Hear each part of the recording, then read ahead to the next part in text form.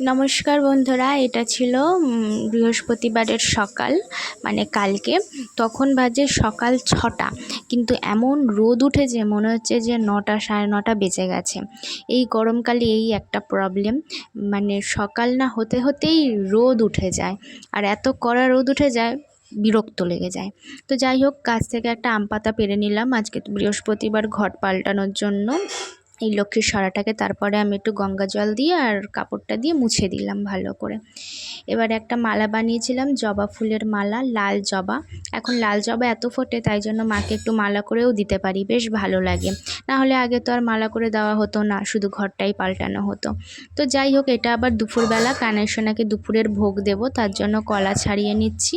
কলা, মুড়ি, লাড্ডু আর বাতাসা, এই দিয়েই কানাই সোনাকে দুপুরবেলা ভোগ নিবেদন করব। আমাদের বাড়িতে তো নতুন একটা ছোট্ট গোপাল সোনা এসেছে, তো দুই ভাই মিলে এখন বেশ ভালোই আছে জানো তো।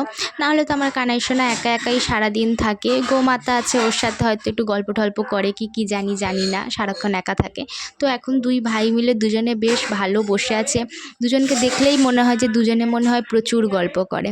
তো তোমাদের সাথে গল্প করতে করতে আমি ওদের ভোগটাকে গুছিয়ে নিলাম। এবারে আমি নিবেদন করে দেবো, জল দিয়ে দিলাম।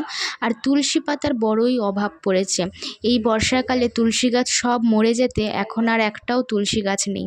এই জন্য সেই তুলসী যেই ডালগুলো শুকিয়ে গেছিলো সেইগুলো রেখে দিয়েছিলাম, ওইগুলোই এখন ভেঙে দিচ্ছি। একেবারে যে বেশি করে তুলে এনে রাখবো তারও কোনো উপায় নেই, 2-3 দিন বেশি থাকেই না, হয় শুকিয়ে যায় না হলে পচে যায়। তো যাই হোক, এরকমভাবেই এখন মানে চালাতে হচ্ছে।